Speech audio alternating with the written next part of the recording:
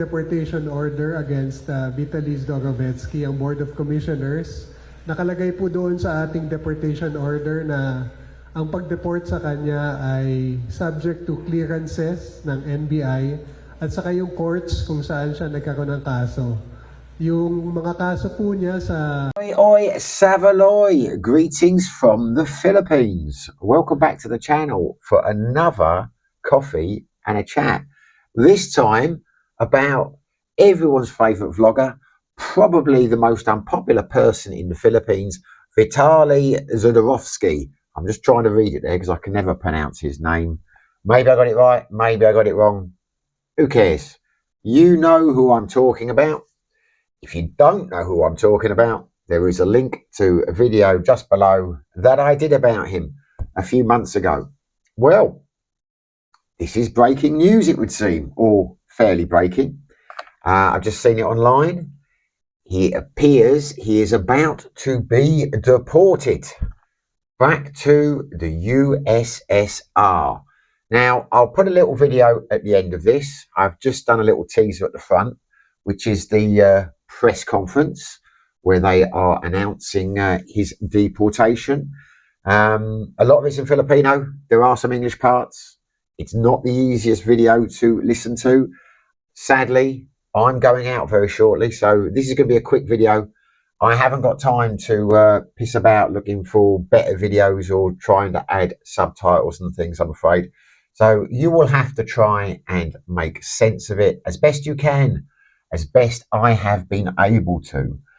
Yeah, it looks like they have either dropped the charges against him completely, or he has pleaded guilty to the charges and they have decided that time served is enough and he's good to go in sense of his penal time is up.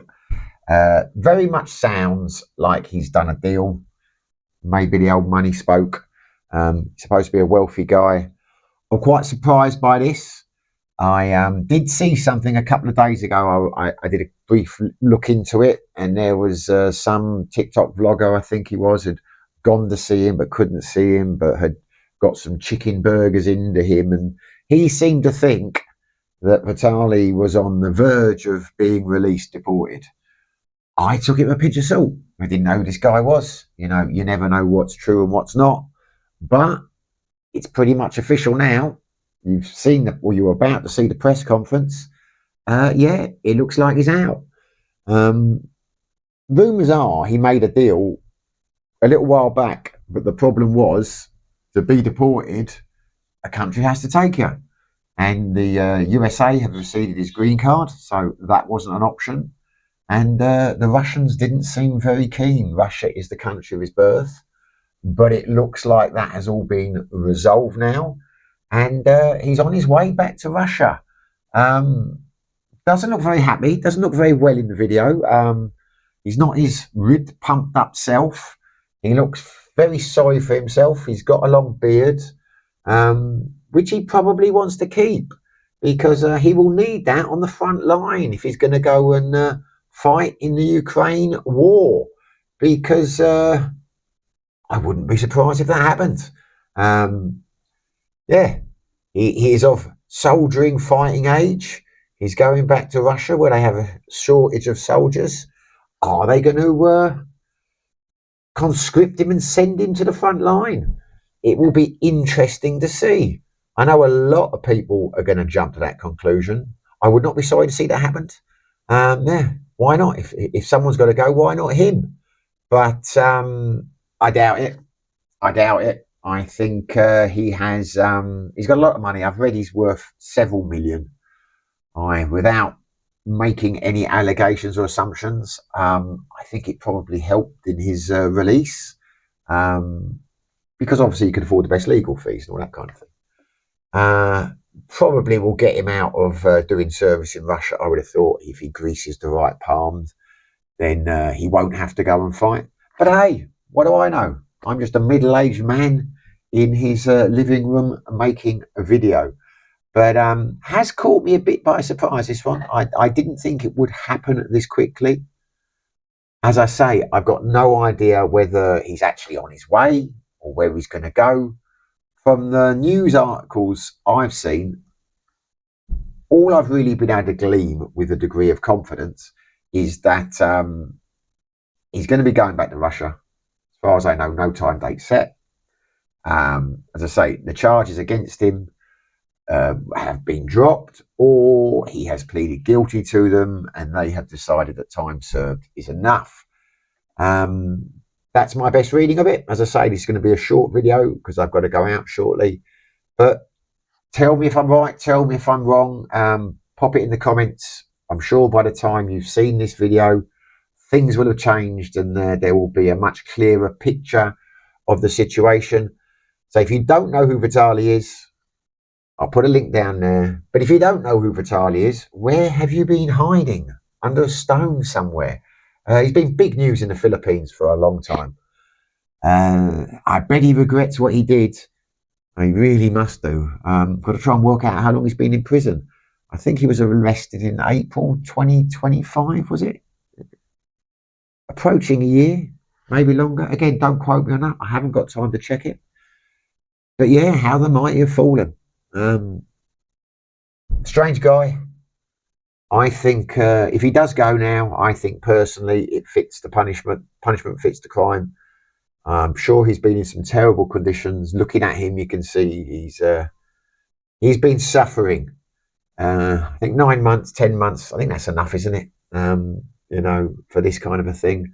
But he's gone. Can you believe it? He is gone, and Sim is shortly to be gone. So don't put Sim in the same bracket as Vitaly. I think Vitaly's a special kind of arsehole. Be interesting to see what happens next with him. I think he's got mental issues. I would not be surprised if, despite everything that happened, he reappears quite shortly vlogging. Maybe he's going to do TikTok vlogs from the front line in Russia. Maybe he's going to go around pulling pranks on the Ukrainians or Russian officers or things like that. I would like to see that. I would like to see that. That's if he goes to the war. But anyway, yeah, breaking news. Nothing more I can tell you at this stage. Vitaly is to be deported. You know, there you go. 2026 is a lucky year for him. Anyway, hopefully you liked the video. If you did, smash the like button. If you haven't subscribed, it would be fantastic if you did. But whether you do, whether you don't, wherever you are, whatever you're doing, stay safe and be lucky. Una po, ang pag-deport kay Vitaly Zorovetsky, yung Russian vlogger na nakulong for harassment dito sa DGC. He has served out his sentence. He is now on queue for deportation back to Russia. So, ang pangalawang topic natin ay yung tungkol sa missing sabongeros at naiisang natitirang suspect na hindi pa na-apprehend. So, unahin muna natin para paliwanag ang process of deportation. I turn it over to Attorney Arvin Cesar Santos ng Bureau of Immigration. Salamat po, Secretary Remulla. Ang process po ng deportation sa Bureau of Immigration is nag-issue na po ng deportation order against Vitaly ZDOROVETKIY, ang Board of Commissioners. Nakalagay po doon sa ating deportation order na ang pag-deport sa kanya ay subject to clearances ng NBI at saka yung courts kung saan siya nagkaroon ng kaso. Yung mga kaso po niya sa Taguig, RTC at saka NTC ay na-resolve na rin and deemed served na rin po yung penalty niya doon. Kaya Marapatin po ay pwede na rin po siyang i-deport soon. Nagko-coordinate na rin po kami sa pagde-deportan na lugar niya, yung bansa niya, which is Russia. Baka marahil nagtatanong kayo, si Vitaly po ay US green card holder pero Russian citizen. So ang normal process niya na hindi yung country of residence kundi yung passport of origin. Ang passport niya po ay galing sa Russia, kaya doon po ang processing ng deportation. Pag nakuha na namin po ang necessary papers para sa pag-escort sa kanya, ang flight niya po ay magbumula sa Kalibo, Aklan, Manila, Kalibo, Aklan, diretso papuntang Moscow. Ito po yung mga ganap sa Humigit ko muna 1 linggo lang siguro, no? 1 linggo lang. Yes. Ito po let this be a reminder to all our visitors here in the Philippines that we always welcome tourists and visitors.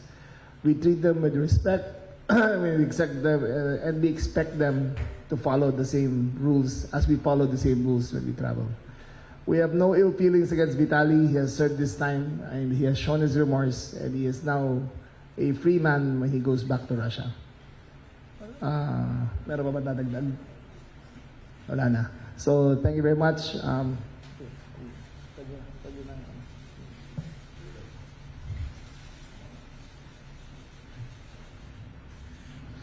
Ang pangalawang topic po natin ay tungkol kay Atong Ang. To give you a general overview kung ano nangyari po na ay si General Morico, Chief ng CIDG.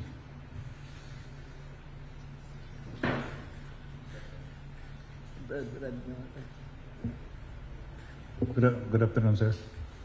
About the update on the missing Sabongero case, there are 4 warrant of arrest that was issued by the court in Batangas. And for 18 people were accused. 4 counts ng kidnapping with homicide. Another case is 5 counts of kidnapping and serious illegal detention. Then another case for 6 counts of kidnapping and serious illegal detention. And another for kidnapping and serious illegal detention. All of these warrant of arrest included si Atong Ang. Next slide, please.